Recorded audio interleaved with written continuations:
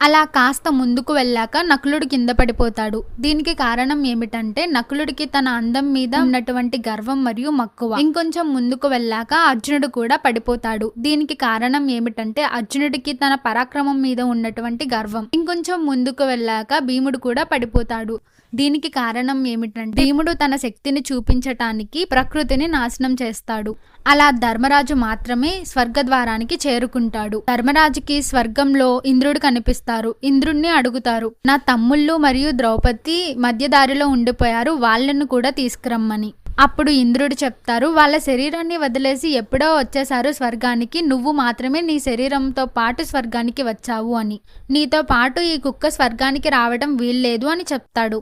చాలాసేపు ఇంద్రుడు చెప్పినా సరే ధర్మరాజు వినడు. అప్పుడు కుక్క రూపంలో ఉన్నటువంటి యమధర్మరాజు తన నిజ స్వరూపాన్ని చూపిస్తాడు. అలా పంచపాండవులు మరియు ద్రౌపది స్వర్గానికి చేరుకుంటారు.